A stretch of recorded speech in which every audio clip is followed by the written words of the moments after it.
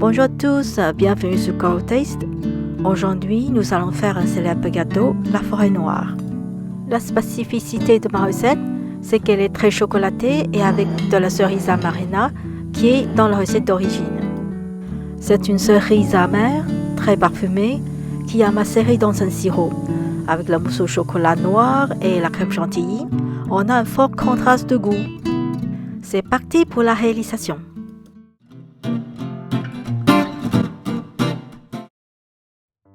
D'abord, préparez une génoise au chocolat.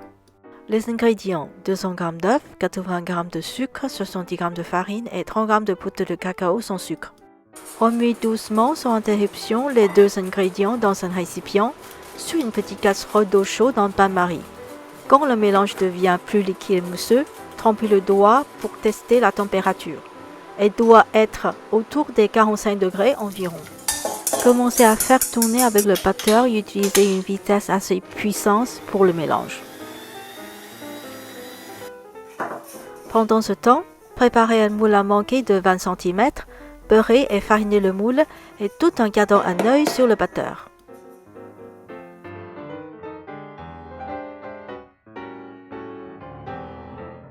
Mélangez la farine et la poudre de cacao, puis tamisez le mélange sur un papier de cuisson et remettez le mélange dans le récipient.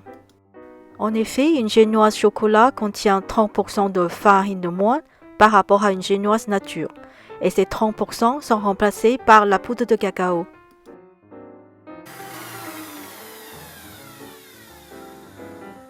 Quand les œufs et le sucre sont blanchis et deviennent très épais, arrêtez la machine, vérifiez que le mélange fait un filet épais et tombe en ruban. À ce moment-là, préchauffez le four à 180 degrés. Versez la préparation dans un récipient plus vaste pour mélanger. Puis versez doucement la farine et la poudre de cacao dans le mélange d'œufs et sucre. Mélangez le tout délicatement avec une maryse jusqu'à ce que la farine et la poudre de cacao soient bien incorporées dans la pâte. Puis versez tout de suite la pâte dans le moule. Avant d'enfourner, tapotez le moule en donnant quelques coups sur le plan de travail pour enlever les bulles d'air. Enfournez le gâteau et laissez cuire à 180 degrés pendant 25 minutes. Pour voir si la génoise est cuite, l'appuyez légèrement avec la main s'il est encore fragile, poursuivez la cuisson pendant 3 minutes. Puis utilisez un couteau pour vérifier si la pâte colle encore. Si le couteau est sec, sortez la génoise au chocolat. Démoulez la génoise immédiatement sur une grille et laissez refroidir. Les ingrédients pour le montage: 100 g d'eau, 500 g de crème liquide, 20 g de sucre glace tamisé, 200 g de cerise amarena et jus de cerise amarena, 60 g de chocolat noir. Première chose, mettez la cuve de batteur et le fouet dans le frigo. Puis, égouttez les cerises amarena. Vous pouvez aussi utiliser d'autres cerises ou des griottes au sirop à la place. Préparez un sirop avec de l'eau et du jus de cerise amarena. Vous pouvez aussi ajouter du kirsch si vous voulez. Enfin, faire fondre le chocolat dans une petite bain-marie, ce qui a l'avantage de garder le chocolat au chaud en attendant que la crème monte. Sortez la cuve du frigo, puis versez la crème liquide froide dans la cuve du batteur. Il faut utiliser la crème à 30% de matière grasse ou plus pour que la crème montée soit assez solide.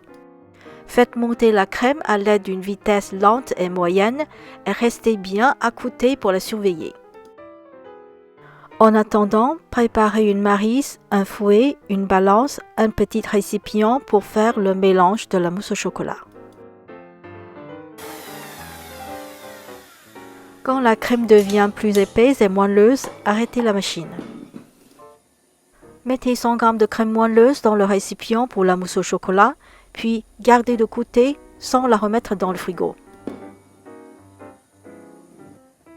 Remettez tout de suite la cuve avec le reste de crème dans le batteur.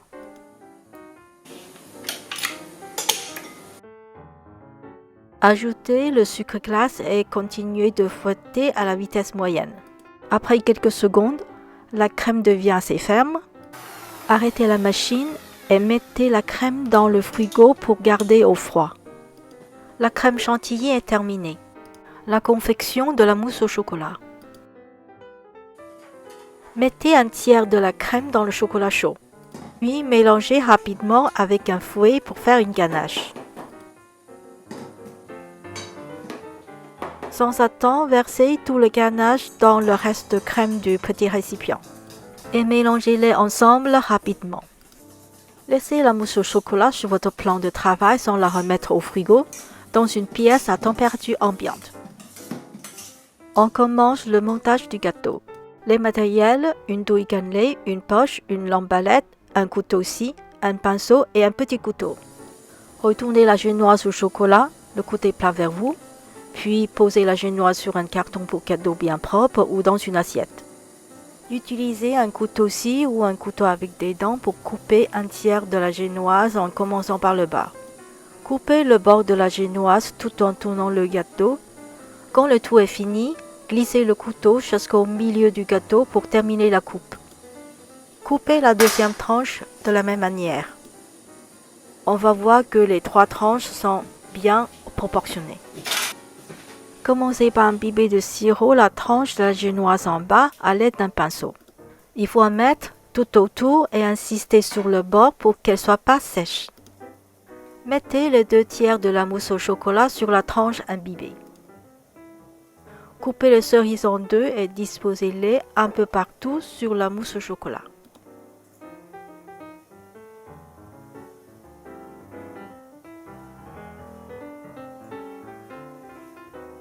Étalez le reste de la mousse au chocolat sur les cerises. Posez la deuxième tranche de la génoise au chocolat sur le gâteau. Imbibez bien la deuxième tranche de sirop.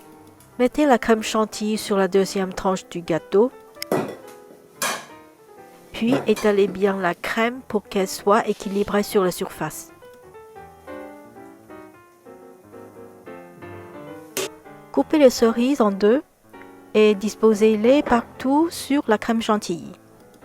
Il faut que les cerises soient bien égouttées. Sinon, le jus rendra la crème trop liquide et le décor du gâteau sera moins beau. Mettez encore une petite couche de crème chantilly sur les cerises.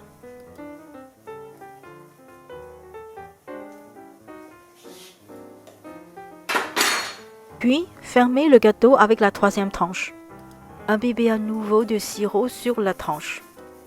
Maintenant, enveloppez le gâteau de crème chantilly et ici, utiliser du carton permet de manipuler le gâteau bien plus facilement. Essayez de bien égaliser la crème sur le gâteau. Il en faut une bonne couche tout autour et par-dessus. Gardez le gâteau au frais. Pour le décor du gâteau, prenez un gros morceau ou des tablettes de chocolat noir, coupez-les avec un grand couteau pour préparer des copeaux de chocolat à mettre tout autour du gâteau. C'est la méthode la plus simple, ou vous pouvez utiliser un économe pour des copeaux plus petits, mais c'est un peu trop fin pour moi. Préparez un papier de cuisson ou un plateau pour recueillir le copeau de chocolat. Sortez le gâteau du frigo et placez le copeau de chocolat tout autour du gâteau sur le papier cuisson. Préparez la poche et coupez son extrémité. Placez la douille cannelée à l'intérieur, puis faites-la sortir à l'extérieur. La technique pour bien remplir sa poche, c'est de l'ouvrir jusqu'au premier tiers, puis de la remplir au fur et à mesure en montant les mains, jusqu'à ce que la poche soit remplie au 70% maximum, puis on la ferme.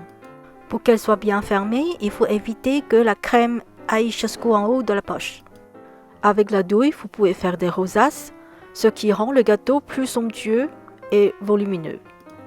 Puis, posez une cerise sur chaque rosace et au milieu. Sinon, sans rosace, vous pouvez tout simplement mettre beaucoup de copeaux sur le gâteau et les cerises.